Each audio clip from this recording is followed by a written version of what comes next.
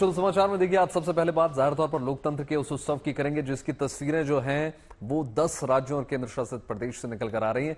अदिति, जैसा कि आपको पता है कि आज 98 सीटों पर 17 करोड़ से ज्यादा जो मतदाता हैं वो अपने मताधिकार का इस्तेमाल कर रहे हैं और मतदान के लिए 1,92,000 पोलिंग बूथ बनाए गए। जी हाँ, जहां 1,717 उम्मीदवारों की किस्मत आज ईवीएम में कैद हो रही है।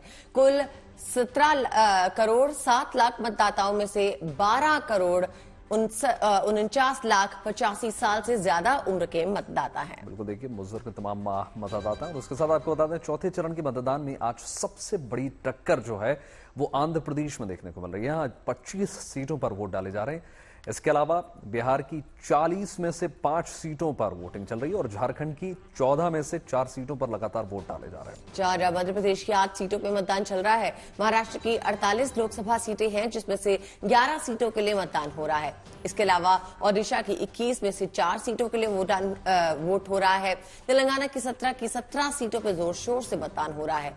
अगर यूपी की बात करें तो यहाँ कुल 80 सीटें हैं जिसमें से 13 सीटों पे वोट डाले जा रहे हैं। बिल्कुल अदिति, और बता दें आपको कि मतदान की उत्साह की तमाम तस्वीरें आपको निकल कर आ रही हैं। और उससे पहले आपको बता दें उन बड़े चुनावी रण के बारे में आपको बता देते हैं फटाफट, जिन पर सबकी निगाहें टिकी हुई है। देखिए, सुबह से ही सबकी नजरें जो है हैदराबाद पर टिकी हुई है। जाहिर सी बात है, जहां पर असदुद्दीन ओवैसी और बीजेपी की बीच सीधी टक्कर है। माधवी लता यहां से उम्मीदवार हैं, आपको पता है दोनों ने सुबह सुबह अपना वोट कास्ट किया। और पश्चिम बंगाल की अगर हम बात करें तो यहां पर देखिए आसनसोल से टीएमसी के टिकट पर शत्रुघ्न सिन्हा अपना भाग्य आजमा रहे हैं। हाँ जी, शत्रुघ्न सिन्हा का मुकाबला बीजेपी के एसएस आलूवालिया से है। उसी तरह बहरामपुर लोकसभा सीट की बात करें तो यहाँ कांग्रेस नेता अधीर रंजन की सीधी टक्कर टीएमसी नेता यूसुफ पठान से बताई जा रही है। बिल्कुल, अभी ताजा राजनीति में देखने को मिल रहे हैं। और पश्चिम बंगाल की अगर हम बात करें तो कृष्णानगर सीट की भी खूब चर्चा है। यहाँ पर टीएमसी नेता महुआ मोइत्रा का मुकाबला अमृता राय से है। और बिहार की अगर हम बात करें तो बेगूसराय में भी वोटिंग लगातार जारी है। यहाँ पर बीजेपी के टिकट पर गिरिराज सिंह चर्चित नाम भाग्य आजमाते हुए नजर आ रहे हैं। उनका मुकाबला अवधेश कुमार से है। और अगर उन्नाव की बात करें तो उन्नाव से चुनावी मैदान में बीजेपी ने साक्षी महाराज को मैदान में उतारा है, जिनकी टक्कर समाजवादी पार्टी की नेता अनु टंडन से हो रही है। वहीं कन्नौज की हाई प्रोफाइल सीट से समाजवादी पार्टी प्रमुख अखिलेश यादव मैदान में है, जिन्हें टक्कर देने के लिए बीजेपी ने सुब्रतो रॉय को मैदान में उतारा है। तो पूर्व मुख्यमंत्री की भी किस्मत का फैसला हो जाएगा। और देखिए, आज सबसे दिलचस्प तस्वीरें, ये तमाम तस्वीरें देख लीजिए, इस वक्त आपको टेलीविजन स्क्रीन पर दिखा रहे हैं कि किस प्रकार से अलग अलग तस्वीरें और कैसे मतदान किया जा रहा, बढ़ चढ़कर लोग आगे बढ़ रहे हैं। आंध्र प्रदेश में हो रही वोटिंग में देखिए 25 में से 25 वोट डाले जा रहे हैं, जबकि इसके अलावा अगर हम बात करें बिहार में तो 40 में से 5 सीटों पर लगातार मतदान जारी है। और झारखंड की 14 में से 4 सीटों पर वोटिंग हो रही है। और मध्य प्रदेश की अगर बात करें तो 8 सीटों पर मतदान लगातार जारी है। महाराष्ट्र के 48 लोकसभा सीटें हैं और इनमें से 11 सीटों पर मतदान लगातार जारी है। इसके अलावा अगर हम देखेंगे ओडिशा की अगर हम बात करें तो 21 में से 4 सीटों पर वोट डाले जा रहे हैं। तेलंगाना की बात करें तो 17 मतलब पूरा तेलंगाना इस वक्त मतदान करते हुए नजर आ रहा है। उत्तर प्रदेश की बात करें, सबसे बड़ा राज्य, 80 सीटें यहां पर हैं और 13 सीटों पर लगातार वोट डाले जा रहे हैं। जबकि पश्चिम बंगाल की 42 में से 8 सीटों पर मतदान जारी है। जम्मू कश्मीर की 5 में से 1 सीट के लिए भी लोग बढ़ चढ़कर न सिर्फ आगे आ रहे हैं बल्कि मतदान करते हुए नजर आ रहे हैं।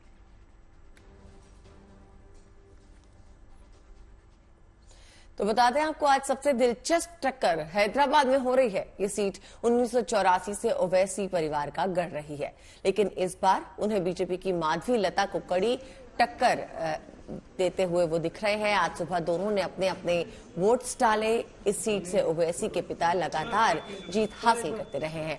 पिता के बाद ये सीट बेटे ओवैसी ने संभाली। वो लगातार 4 बार यहां से लोकसभा सांसद चुने गए हैं। इस बार अगर वो ओवैसी को जीत हासिल होगी तो वो 5वीं बार सांसद बनेंगे और अपने पिता का रिकॉर्ड भी तोड़ेंगे। लेकिन इस बार बीजेपी और कांग्रेस के साथ त्रिकोणीय मुकाबला उनके लिए इतना आसान नहीं होगा। सुबह वोट डालकर दोनों ने मतदाताओं से वोट डालने की भी अपील की। अगर आपको भारत की जमहूरियत में, लोकतंत्र में भरोसा है और आप भारत से मोहब्बत करते हैं और आप भारत को ताकतवर रूप में देखना चाहते हैं, आप भारत को ऐसा मुल्क देखना चाहते हैं जहां पर गरीबों की, मजलूमों की आवाज सुनी जाए, और गरीबों के से इंसाफ हो, नौजवानों को रोजगार मिले, आप सब लोग, आपके दिलों में एक सेफ्टी का एहसास पैदा हो जाए, तो अपने वोट का इस्तेमाल करें। एक वोट डालने से दो फायदे होते हैं। एक खुद का परिवार, खुद के बच्चे आगे लेके जाने के लिए एक विकसित भारत के प्रति, और दूसरा उन सारे गरीबों के लिए, नन्हे मुन्ने बच्चों के लिए, दलितों के लिए और औरतों के लिए, और वो सारे बूढ़े बुजुर्ग के लिए जिनके लिए एक सच्चा और एक अच्छा प्रशासन चाहिए, उनके प्रति भी एक ऐसा सहकार और मदद हो जाती है। एक वोट खुद के लिए भी और देश की प्रगति के लिए भी, तो इससे अच्छा समाज सेवा क्या हो सकता है। और लोकतंत्र के इसी उत्सव में आपको दिखाते हैं नए जम्मू कश्मीर की शानदार झलक। यहां पर देखिए लोकतंत्र का महोत्सव मनाया जा रहा है। असल में आज चौथे चरण में जम्मू कश्मीर की श्रीनगर लोकसभा सीट पर मतदान हो रहा है और बड़ी संख्या में लोग जो हैं अपने घरों से न सिर्फ बाहर निकल रहे हैं बल्कि पोलिंग बूथ तक पहुंच भी रहे हैं, मतदान भी कर रहे हैं। आपको पता है कितना सेंसिटिव जोन पहले ये माना जाता था। अनुच्छेद 370 के बाद कितने हालात बदले। पुलवामा, बड़गाम और गांदरबल में सुबह से ही पोलिंग बूथ के बाहर मतदाताओं की ये लंबी लंबी कतारें इस बात का सबूत है कि जम्मू कश्मीर अब पुराना नहीं रहा, नए दौर में प्रवेश कर चुका है। और ये तस्वीरें अपने आप में सब कुछ बयां करती हैं। न सिर्फ बुजुर्ग बल्कि महिलाएं भी इसमें बढ़ चढ़कर हिस्सा ले रही हैं और इकलौती इस सीट पर बढ़ चढ़कर लोग आ रहे हैं और मतदान कर रहे हैं।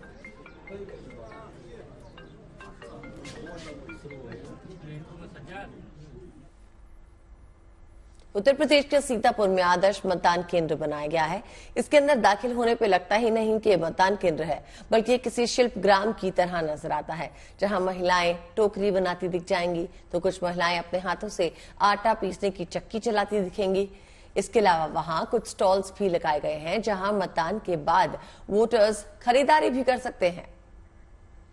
लुभावने अंदाज में ये मतदान केंद्र बनाया गया है जहां पर हस्तशिल्पकार बैठे हुए हैं और वोटिंग करने के बाद यहां पर मतदाता आकर खरीदारी भी कर सकते हैं।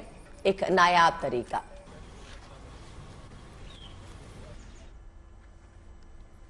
देखिए झारखंड के खूंटी में एक बुजुर्ग महिला सुबह सुबह वोट देने के लिए मतदान केंद्र पहुंची। सुरक्षाकर्मी और वहां मौजूद जो लोग हैं वो उनकी मदद से इन बुजुर्ग महिला को पोलिंग बूथ तक ले जाया गया। काफी बुजुर्ग ये महिला और फिर एक सुरक्षाकर्मी व्हील चेयर लेकर वहां पर पहुंचा, तब जाकर महिला वोट देने के लिए पोलिंग बूथ पर पहुंची। लेकिन लोकतंत्र के उत्सव का ये जोश देखिए कि इतनी उम्रदराज महिला खुद वहां पर पहुंचती है और सिक्योरिटी पर्सन के साथ, जवान के साथ वहां पर पोलिंग बूथ।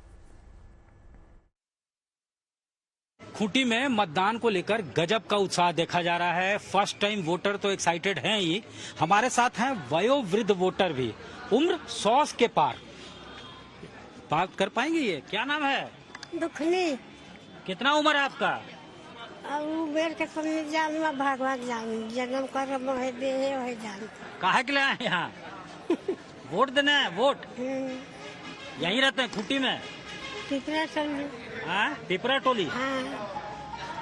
100 साल से ऊपर की हैं, कहती हैं कि मेरा उम्र तो भगवान ही जानते होंगे, लेकिन इनको पता है, वयोवृद्ध हैं और मतदान करने के लिए आई हैं। ये बूथ संख्या है इनका, ये खूंटी का स्कूल है, थाने के ऑपोजिट में सीएम स्कूल ऑफ एक्सीलेंस। और यहाँ देख सकते हैं लंबी कतारें जो हैं लगातार लगी हुई हैं। महिलाएं खास तौर से यहाँ आई हैं। काम निपटा लिया क्या घर का, कि आप जाके काम करेंगे? जाके काम करेंगे। जाके करेंगे। वोट देना बहुत जरूरी है। हाँ। पहले वोट देना है? हाँ, पहले वोट देना है, बाद में घर में काम करना है। बाद में घर में काम करना है, नाश्ता उसके बाद में बनना है। हाँ। देखिए इस तरह का एक्साइटमेंट है यहाँ खूंटी पे। और रेयर देख सकते हैं कि कितनी भीड़ जो है सुबह सवेरे लग चुकी है यहाँ पे और काफी उत्साह, लोग चले आ रहे हैं वहाँ से। 3-4 बूथ यहाँ पे है और सब कोई 4 बूथ यहाँ पे हैं और एक्साइटमेंट है काफी लोगों में। लोग मतदान करने के लिए पहुंच रहे हैं, उन्हें अपने मताधिकार के प्रयोग की अहमियत पता है और चेहरे से उसको पढ़ा जा सकता है आसानी से। कैमरामैन राकेश तिवारी के साथ सत्यजीत कुमार, खूंटी। अब अगर ओडिशा की बात करें तो ओडिशा के पुरी में एक बेहतरीन सैंड आर्ट बनाई गई। इस सैंड आर्ट के जरिए लोगों से लोकतंत्र के इस पर्व का हिस्सा बनने की अपील की गई। समंदर किनारे उकेरी गई इस आर्ट में हाथ और उंगली में लगी काली स्याही को दिखाया गया है। साथ ही वोट को ही जनता की ताकत बताया गया है। सैंड आर्ट के माध्यम से मतदाताओं को जागृत करने की ये एक पहल।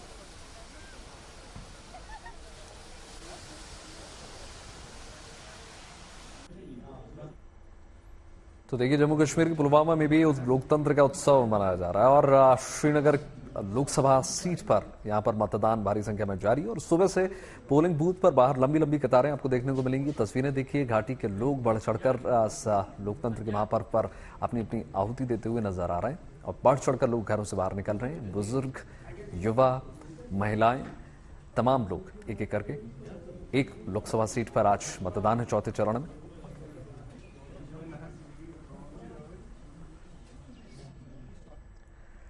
देखिए, जम्मू कश्मीर के बडगाम में भी वोटिंग लगातार जारी है और लोग बढ़ चढ़कर वोटिंग में हिस्सा ले रहे हैं। जैसा कि आपको तस्वीरें दिखाई, कश्मीर में हुए बदलाव के बाद लोगों के मन में सकारात्मक उम्मीदें जरूर जागी हैं और इसी को ध्यान में रखते हुए वोटिंग के लिए मतदान केंद्र न सिर्फ वो पहुंच रहे हैं, बल्कि उनको ये विश्वास भी है कि जरूर जम्मू कश्मीर अब अपनी पुरानी रंगत में, पुरानी सूरत में आ जाएगा। चौथे चरण के मतदान में आज श्रीनगर लोकसभा सीट पर भी मतदान हो रहा है। कश्मीर में ये इस लोकसभा चुनावी माहौल का पहला चरण है जब श्रीनगर लोकसभा क्षेत्र के लिए मतदान हो रहा है। सुबह से ही श्रीनगर पार्लियामेंट्री कॉन्स्टिट्यूंसी के अलग अलग पोलिंग बूथों पर इसी तरह लंबी लंबी कतारें जो हैं मतदाताओं की देखी गई। न सिर्फ पुरुष बुजुर्ग बल्कि साथ ही साथ महिलाएं भी बढ़ चढ़कर इन मतदानों में भागीदारी और हिस्सा ले रही हैं। दरअसल कश्मीर में काफी समय के बाद किसी तरह का बड़ा चुनाव हो रहा है। 2019 के बाद ये चुनाव कश्मीर में हो रहा है और साथ ही साथ जो है अनुच्छेद 370 हटने के बाद यानी 5 अगस्त 2019 के बाद कश्मीर का ये पहला कोई बड़ा चुनाव है। जिस अंदाज से कश्मीर में इतिहास देखा गया है, पिछले 50 साल के चुनावों के दौरान बहुत कम लोग जो हैं मतदान के लिए घरों से बाहर आते थे, लेकिन अब की बार कुछ अलग ही पूरे कश्मीर में देखा जा रहा है। हर जगह पर लोग जो हैं इस मतदान को लेकर काफी उत्साहित है। बडगाम जम्मू कश्मीर के बाद अब रुख करते हैं हैदराबाद का। दक्षिण के सुपरस्टार अल्लू अर्जुन हैदराबाद में वोट डालने के लिए पहुंचे। अल्लू अर्जुन पोलिंग बूथ पहुंचे और अपनी बारी का इंतजार किया। फिर अपना नंबर आने पे उन्होंने वोट डाला और सभी से मतदान की अपील की। सुबह सुबह अल्लू अर्जुन की तस्वीरें सामने आई जब वो मतदान केंद्र पहुंचे और उन्होंने अपने मताधिकार का इस्तेमाल किया। उन्होंने वोट डाला और फिर वोट डालने के बाद लोगों से अपील की वोट डालने की।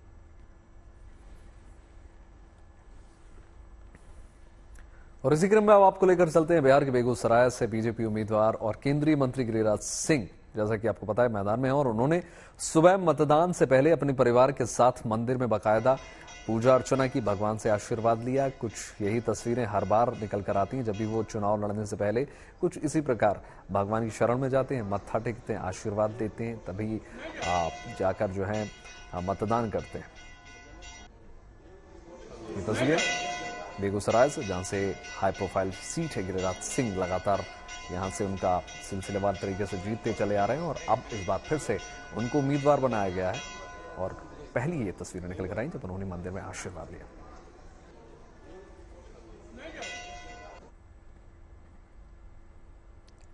टीडीपी नेता चंद्रबाबू नायडू ने आंध्र प्रदेश के गुंटूर में वोट डाला। वो अपने परिवार के साथ मतदान के लिए पोलिंग बूथ पहुंचे थे। वोटिंग के बाद उन्होंने अपनी उंगली पर लगी स्याही भी दिखाई और मतदाताओं से अपील की कि वो आज मतदान जरूर करें। आज कई हाई प्रोफाइल सीटों पे मतदान हो रहा है और उसमें से चंद्रबाबू नायडू भी पहुंचे अपने मताधिकार का प्रयोग करने के लिए। मतदाताओं का जोश हर जगह हाई है। बिल्कुल, देखिए, महाकाल की नगरी की अगर हम बात करें, उज्जैन में भी लोकसभा चुनाव के लिए मतदान लगातार जारी है। राज्य के मुख्यमंत्री खुद यानी मोहन यादव सुबह सुबह अपने मताधिकार का इस्तेमाल करने के लिए पोलिंग बूथ पहुंचे। मोहन यादव इस लोकसभा चुनाव में बढ़ चढ़कर न सिर्फ रैलियां कर रहे हैं बल्कि पोलिंग स्तर पर, बूथ लेवल पर भी लगातार कार्यकर्ताओं को मजबूत करने में लगे हुए हैं। और ये तस्वीरें आज सुबह जब वोटिंग करने के बाद अमिट स्याही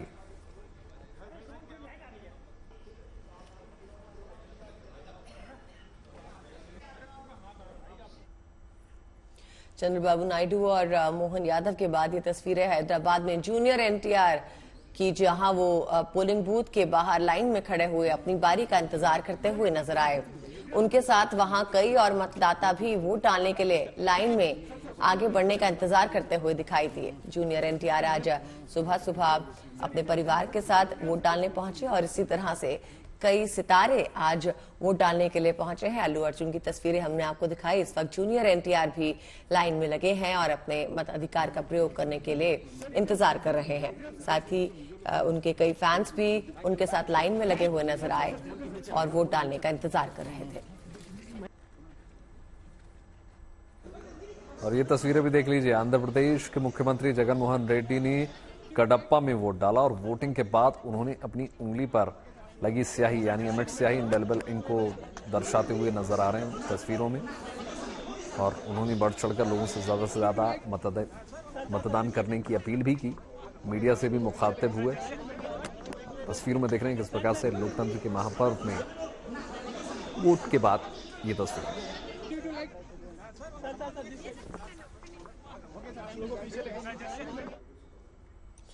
तो आज कई बड़े नेताओं का इम्तिहान है। इनमें समाजवादी पार्टी के अध्यक्ष और यूपी के पूर्व मुख्यमंत्री अखिलेश यादव भी शामिल हैं। बिहार से केंद्रीय मंत्री गिरिराज सिंह की किस्मत भी आज ईवीएम में कैद हो जाएगी। इसी तरह अभिनेता से नेता बने शत्रुघ्न सिन्हा की भी आज परीक्षा है। केंद्रीय मंत्री अर्जुन मुंडा भी इसी चरण में मैदान में उतरे हैं। जी हां, और इसी के साथ जी किशन रेड्डी और नित्यानंद राय जैसे दिग्गजों की चुनावी किस्मत का फैसला आज जनता करेगी। मतलब मुकाबला दिलचस्प होने वाला है और बड़ी संख्या में अपने घरों से बाहर निकल रहे वोटर्स दिलचस्प बना रहे हैं इस मतदान को।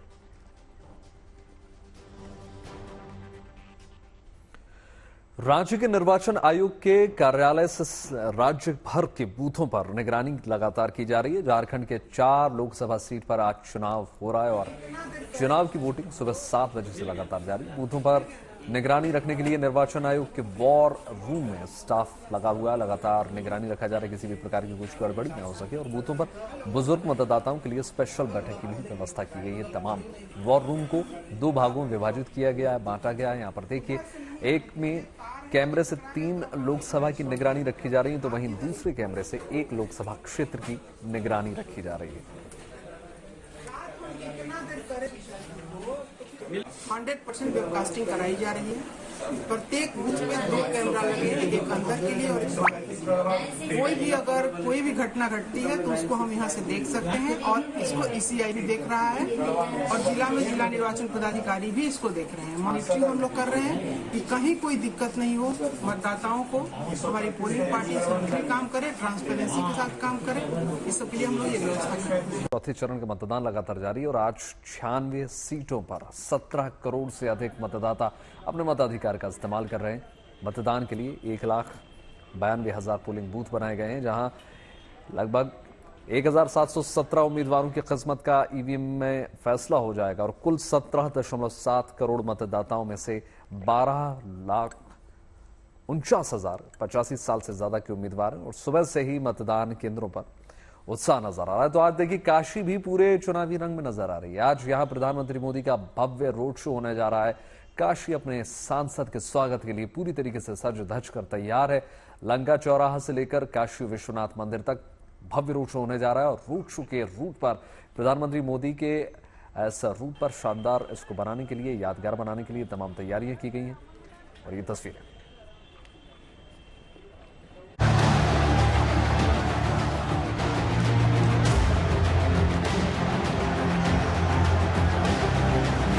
प्रधानमंत्री के मेगा रोड शो के लिए काशी पूरी तरह तैयार है। अपने सांसद के स्वागत के लिए काशीवासी पूरी तरह उत्साहित है। पीएम आगमन के पूर्व काशी दुल्हन की तरह सज गई है। कहीं गुब्बारे तो कहीं रंग बिरंगे झंडे झंडियों से तो कहीं झालरों से रोड शो मार्ग को सजाया जा रहा है। सड़क से लेकर गलियां तक चमक रही हैं। लंका से लेकर काशी विश्वनाथ धाम तक रोड शो के रूट की भव्यता देखते ही बन रही है। फूलों की मंडियां गेंदे, गुलाब समेत तमाम तरह के डेकोरेशन के फूलों से भरी पड़ी हैं। आलम यह है कि मोदी के स्वागत के लिए फूल मंडी में फूल कम पड़ गए हैं।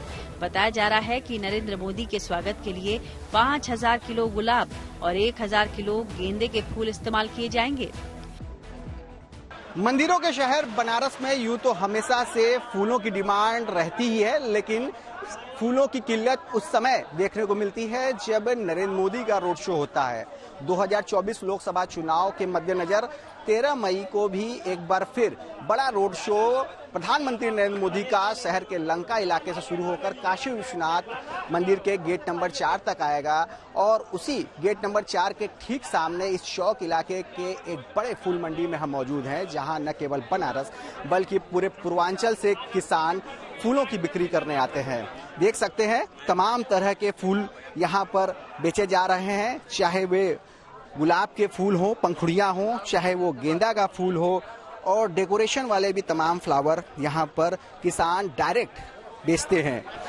इस बार जो बताया जा रहा है करीबन 5000 किलो से ज्यादा गुलाब की पंखुड़ियों और फूलों का इस्तेमाल प्रधानमंत्री नरेंद्र मोदी के रोड शो में होने वाला है। कोशिश यही है कि रोड शो में इस्तेमाल किए जाने वाले फूल कम न पड़े, लिहाजा वाराणसी में फूल कम पड़े तो दूसरे प्रदेशों से फूल मंगाने की व्यवस्था की गई। फूल की डिमांड काफी बढ़ी हुई है और समझ लीजिए यहाँ पे कम से कम हमारे यहाँ से 2 से 3 दिनों में सिर्फ गुलाब की खपत आप देखें तो 3 से 4000 किलो गुलाब जा चुका है। और यहाँ का भी बनारस जिले में हमारे 3 मंडियाँ हैं हमारे बनारस में, और यहाँ भी फूल कम पड़ जा रहे तो बाहर से मंगाना पड़ जा रहा है, महाराष्ट्र से, MP से, इन सब जगह से गुलाब की मंगाना पड़ जा रहा है कि आपूर्ति हो सके, कोई भी कमी न पड़े। रोड शो को भव्य और यादगार बनाने के लिए बीजेपी कोई कसर बाकी नहीं रख रही। 11 जगहों पर स्वागत द्वार बनाए गए हैं, जहां मोदी पर पुष्प वर्षा की जाएगी। रोड शो में शहनाई, शंखनाद, डमरू दल और लोक नृत्य का आयोजन होगा। फूल वर्षा होगी, ढोल नगाड़े होंगे, बनारस की जो गायन है, बनारस की जो संस्कृति है, वो सब कुछ आपको दिखेगा। और फूल वर्षा तो 100% होगा। फूल वर्षा तो लोग अपने छतों पर से फूल वर्षा करते हैं, लोग खड़े रहते हैं अगल बगल, जब भी मोदी जी जहां जाते हैं उनके ऊपर पुष्प वर्षा की जाती है। नमामि गंगे ने सिंधिया घाट पर मां गंगा की आरती उतारकर मोदी की जीत की कामना की। साथ ही रोड शो में शामिल होने के लिए काशीवासियों को आमंत्रित किया। कुल मिलाकर काशी इस मेगा इवेंट के लिए पूरी तरह तैयार है और अब बस प्रधानमंत्री मोदी के आगमन का इंतजार है।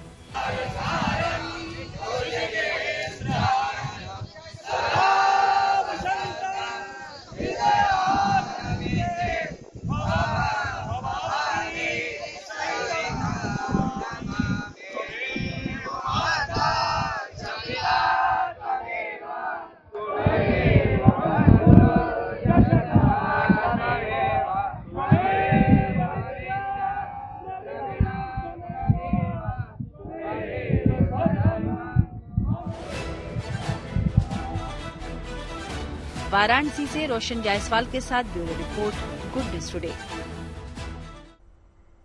तो देखिए, लोकसभा के चौथे चरण में आपको जैसे कि बताया हमने कि 10 राज्यों की 96 सीटों पर 9 बजे तक का अब मतदान प्रतिशत भी निकल कर आ चुका है। पश्चिम बंगाल की अगर हम बात करें तो 15.24% यहाँ पर मतदान हुआ, जबकि मध्य प्रदेश की बात करें तो 14.97 यानी लगभग 15% मतदान हुआ। झारखंड की अगर हम बात करें, ये 9 बजे तक के आंकड़े हैं, 11.78 यानी लगभग 12% के आसपास मतदान झारखंड में देखने को मिल रहा है। जबकि उत्तर प्रदेश की अगर हम बात करें, सबसे बड़ा राज्य, 12% के लगभग उत्तर प्रदेश में मतदान हुआ है, 11.67%। और तेलंगाना की हम बात करें तो 9 सबसे कम 9.51% यानी लगभग 10% मतदान हुआ है। 9 बजे तक का ये आंकड़ा है।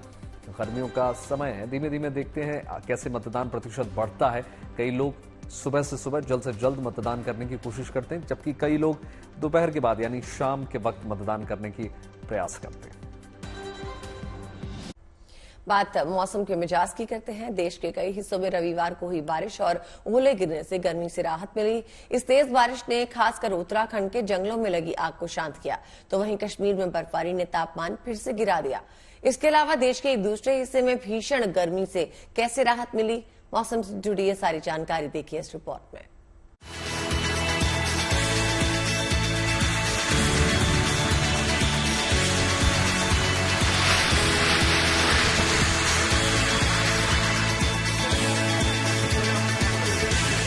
बारिश की ये तमाम तस्वीरें मौसम का रंग बदलता और कूल अंदाज पेश करने के लिए काफी हैं। जहां उत्तराखंड और हिमाचल प्रदेश के कई इलाकों में बारिश के साथ ओलाबारी ने धधकते जंगलों की आग को शांत किया, तो वहीं तपती धरती और गर्मी और उमस से परेशान महाराष्ट्र के कई इलाकों में तेज बारिश राहत का पैगाम लेकर आई। पिछले दिनों जंगलों की दावानल में तपते पौड़ी को झमाझम बारिश और ओलाबारी होने से राहत मिली। ये वो समय है जब राज्य में चारधाम यात्रा का आगाज हो गया है। इस बीच मौसम विभाग ने भारी बारिश के साथ ओले गिरने का पूर्वानुमान भी दिया, जिसको लेकर प्रशासन ने खासकर यात्रियों से अपील की है कि वो सावधानी पूर्वक ही अपनी यात्रा करें।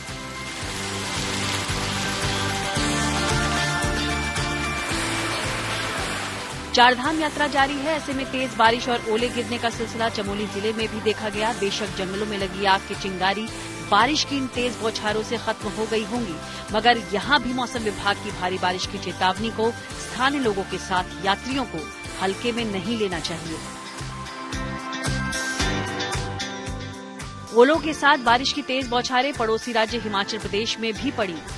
हमीरपुर जिले की ये तस्वीर है। अभी तक मौसम यहाँ गर्म था, मगर बारिश होने से तापमान में यहाँ भी गिरावट महसूस की गई।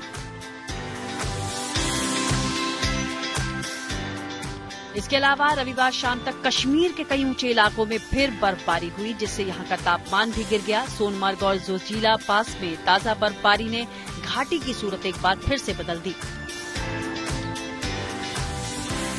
अचानक रविवार दोपहर में कश्मीर के पहाड़ी इलाकों पर एक बार फिर मौसम का मिजाज बदला। मैं इस वक्त जोजिला दर्रे पर खड़ा हूं, जहां पर हजारों की तादाद में जो वाहन हैं वो फिलहाल फंसे पड़े हैं, क्योंकि आवाजाही के रास्ते में बड़ी बाधाएं आ रही हैं। दूसरी तरफ से इलेक्शन कमीशन का स्टाफ जिसको लेह लद्दाख पहुंचना है, वो भी इसी बर्फबारी की चपेट में सड़कों पर फिलहाल फंसा पड़ा है। सोमवार को श्रीनगर संसदीय क्षेत्र में चुनाव और ऐसे में राज्य के पहाड़ी इलाकों पर बर्फबारी चुनाव प्रक्रिया को कुछ हद तक ये बर्फबारी प्रभावित कर सकती है। हालांकि मौसम विभाग ने सोमवार को मौसम साफ रहने के संकेत भी दिए हैं। उधर महाराष्ट्र के लातूर और नांदेड़ में तो तेज हवा के साथ हुई झमाझम बारिश ने हीट वेव के प्रकोप पर जैसे ब्रेक लगा दिया। यहाँ का तापमान 42 डिग्री के पार था, मगर अचानक हुई बेमौसम बारिश से तापमान गिरकर 31 डिग्री तक पहुंच गया। लातूर के अलावा मराठवाड़ा के हिंगोली में भी रविवार शाम के वक्त तेज हवा के साथ अचानक जोरदार बारिश हुई, जिससे भयंकर गर्मी और लू के थपेड़ों से जूझते यहाँ के बाशिंदों को बहुत हद तक राहत मिली। फिर चाहे इस बारिश ने घर से बाहर निकले लोगों की आवाजाही और काम को प्रभावित ही क्यों न किया हो। महाराष्ट्र के वाशिम में भी कई जगहों पर जोरदार बारिश ने तेज हवा के साथ दस्तक दी। लोगों को गर्मी से तो राहत मिली, मगर बेमौसम हुई ये बारिश फसलों को नुकसान पहुंचा गई।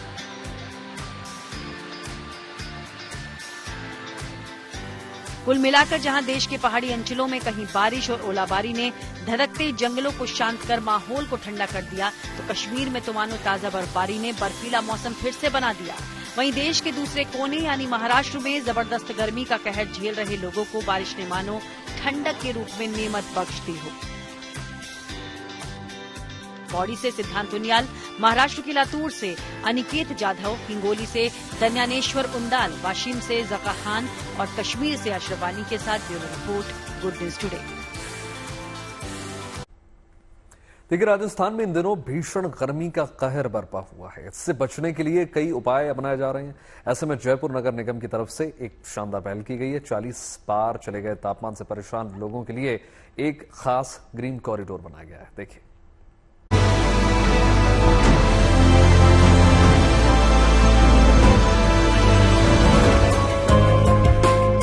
गर्मी के मौसम में घर से बाहर निकलना किसी अग्नि परीक्षा को पास करने जैसा है, और इस दौरान अगर रेड लाइट पर ऐसा ग्रीन नेट आपको दिख जाए तो शायद पसीने से तर शरीर को एक बार भी थोड़ा ही सही सुकून जरूर मिलेगा। राजस्थान में जहां भीषण गर्मी कहर बरपा रही है, तापमान 40 पार है, ऐसे में रेड लाइट पर आती जाती गाड़ियों को सूरज की तपिश से राहत दिलाने के लिए ऐसा ग्रीन कॉरिडोर छोटा ही सही मगर सराहनीय कदम है। ये पहल ग्रेटर नगर निगम जयपुर की ओर से की गई है।